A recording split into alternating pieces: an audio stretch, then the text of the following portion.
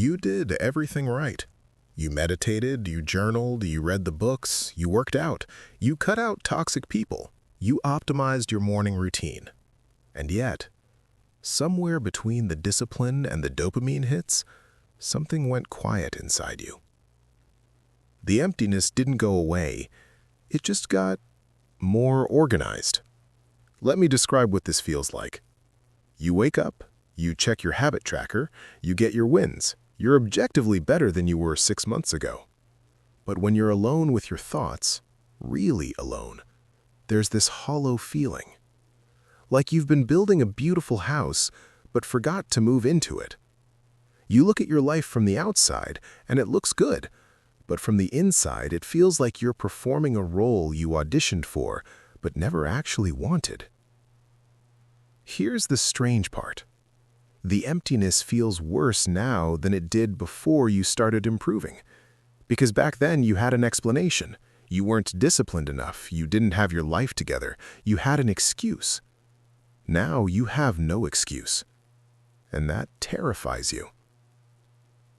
First, let me tell you what this is not. This is not failure. This is not evidence that self-improvement doesn't work. This is not proof that you're broken beyond repair. What you're experiencing is called self-concept incongruence. It's a term from humanistic psychology, and it describes the gap between who you're becoming and who you still believe you are. You've changed your behaviors, but your identity hasn't caught up yet, and your brain is sitting in that gap, confused and uncomfortable. Let me explain what's happening inside your mind. Your brain has something called a self-schema, a deeply embedded map of who you are. It's built from years of experiences, repeated patterns, emotional memories, and subconscious beliefs. This schema doesn't update quickly. It's designed for stability, not speed. Why? Because rapid identity shifts used to be dangerous. In ancestral environments, if you suddenly acted out of character, your tribe might reject you. Consistency was survival. So your brain resists change, even positive change, because change feels like risk. Now, here's the twist. When you improve your external life, your habits, your body, your productivity, you're moving faster than your internal self-image can follow. Your actions say, "I'm disciplined, I'm healthy, I'm focused," but your self-schema still whispers, "That's not really who you are, you're faking it." Psychologists call this imposter phenomenon, but it's deeper than that. It's not just that you feel like a fraud, it's that you've become a stranger to yourself. And here's the painful part. You didn't just improve yourself, you abandoned parts of yourself. The version of you that was messy, undisciplined, lost, you didn't integrate that person. You tried to erase them. And now there's a grief you don't know how to name. So, how do you bridge this gap? How do you stop feeling like a ghost in your own life? Your brain learns through repetition, not revelation. Start using language that reflects your new identity, not as affirmation, but as observation. Not "I am disciplined," but "I noticed I chose the hard thing today." This is called self-perception theory. You infer who you are by watching what you do. The more you notice your new behaviors without judgment, the more your self-schema updates. This might sound strange, but you need to grieve who you used to be. That version of you, the one who was lost, who struggled, who needed the distractions, they served a purpose. They kept you safe when you didn't know how else to cope. You don't have to hate them, you just have to thank them and let them go. Write them a letter, say goodbye, acknowledge what they gave you. This is narrative identity work, the process of making peace with your own story. You're tracking workouts, habits, productivity, but are you tracking how you feel? Start asking yourself, what made me feel alive today?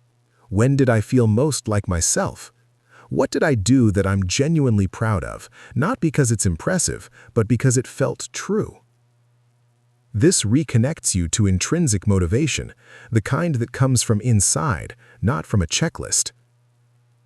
External improvement without internal alignment is just high-functioning emptiness. Here's a hard truth. Self-improvement culture taught you to optimize everything, but some of the most important parts of being human can't be optimized. Play, stillness, wandering, daydreaming, conversation with no agenda. These aren't wastes of time. They're how your brain integrates who you're becoming. Neuroscience shows that the default mode network, the part of your brain active during rest, is where self-reflection and identity consolidation happen. If you never rest, you never become. You started improving for a reason, but somewhere along the way, the process became the point. The habits became the goal, and you forgot what you were actually trying to feel. Ask yourself, what was I running from, and what was I running toward? Then ask, am I actually closer to that feeling? If the answer is no, it's not because you failed, it's because you optimized for the wrong variable. Here's the mental model that ties this all together. You are not a project. You are a process. Self-improvement isn't about replacing who you are. It's about creating space for more of who you've always been to emerge. The emptiness you feel isn't a sign you're doing it wrong. It's a sign you're in transition.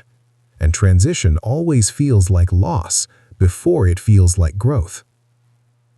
Your brain is trying to reconcile two versions of you, the one who needed to change and the one who's changing.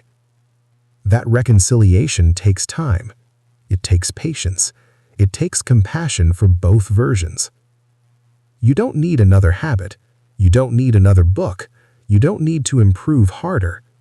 You need to stop and ask yourself, who am I becoming, and do I actually like them?